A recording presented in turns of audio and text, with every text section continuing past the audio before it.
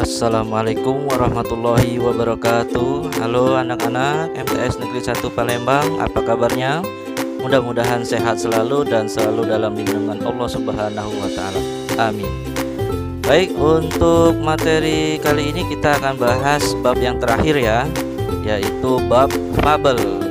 Banyak nih nanti pertemuannya yang membahas tentang fabel, tapi untuk kali ini Bapak hanya akan mengenalkan fabel dari ciri dan unsur-unsur fabel. Selamat menyaksikan.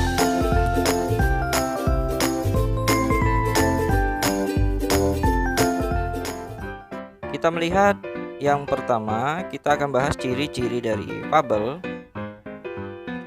Yang pertama, fabel itu menggunakan tokohnya adalah hewan atau binatang. Karena ini yang menjadi ciri utamanya, bahwa kalau kita berbicara tokoh dalam sebuah dongeng legendanya hewan, sudah pasti nyambungnya ke fabel. Yang kedua, kita akan lihat dari segi watak. Jadi dalam tokohnya tadi ada menunjukkan watak tokoh yang baik dan ada juga tokoh yang buruk. Ada yang antagonis, ada yang protagonis. Yang ketiga, selain tokohnya tadi hewan, sudah pasti nanti hewan ini atau binatang ini bisa berbicara, bisa berlari, bisa menangis, dan lain-lain seperti layaknya manusia yang bisa lakukan. Selanjutnya, cerita memiliki rangkaian peristiwa. Jadi ada sebab akibat dalam sebuah cerita. Misalnya karena ada kesombongan, maka nanti berakibat pada sebuah kejadian yang mengajarkan untuk tidak berlaku sombong. Selanjutnya, fabel menggunakan latar sebagai ceritanya adalah latar alam, hutan, sungai, kolam, dan lain-lain ya. Yang terakhir adalah ciri bahasa yang digunakan dalam fabel. Yang pertama adalah kalimatnya naratif atau menunjukkan sebuah peristiwa. Misalnya, katak mendatangi ikan yang sedang kehujanan. Nah, di situ menceritakan katak yang bertemu dengan ikan yang sedang kehujanan. Selanjutnya, yang kedua adalah kalimat langsung yang berupa dialog para tokoh. Jadi ada dua tokoh yang melakukan dialog, pembicaraan. Biasa di situ langsung kalimat langsung. Dan yang terakhir, yang ketiga, menggunakan kata sehari-hari dalam situasinya adalah situasi yang tidak formal ya, atau ragam santai. Jadi bahasanya tidak harus bahasa yang kaku, bahasa resmi, tapi bisa digunakan bahasa seperti ya dialog dalam kehidupan sehari-hari. Selanjutnya kita melihat ada unsur pembentuk sebuah fabel. Yang pertama yaitu tokoh. Yang jelas tokoh ini diperankan oleh hewan, karena itu merupakan ciri khususnya dari sebuah fabel. Lalu yang kedua, penokohan. Nah, penokohan ini sebetulnya ada kaitan dengan tokoh. Jadi kalau tokoh, kancil, buaya, kura-kura, dan seterusnya. Nah, ini penokohan ini adalah bagaimana cara tokoh ini digambarkan.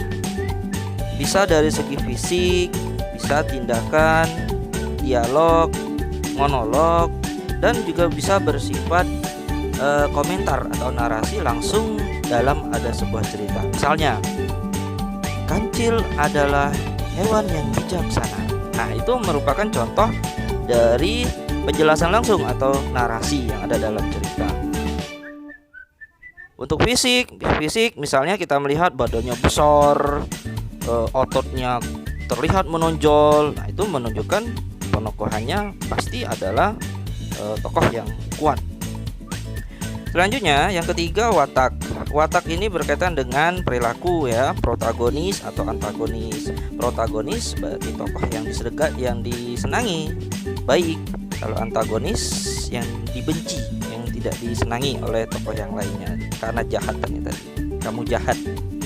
Yang berikutnya 4, setting. Nah, setting ini adalah latar ceritanya. Kebanyakan kalau fabel ini bersetting di alam ya, hutan, gunung, sungai, dan lain-lain.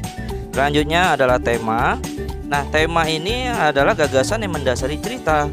tema dapat ditemukan dari kalimat kunci yang diungkapkan tokoh atau penyimpulan keseluruhan peristiwa sebab akibat pada cerita.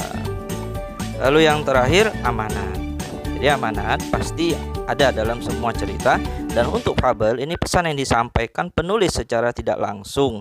Amanat disimpulkan dari sikap penulis terhadap permasalahan yang diangkat pada cerita, misalnya tentang kebaikan, keburukan, dan lain-lain.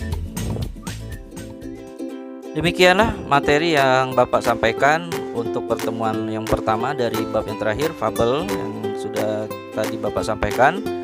Jadi yang perlu kalian ingat ada 2 subtopik yang harus kalian pahami. Yang pertama, kita sudah membahas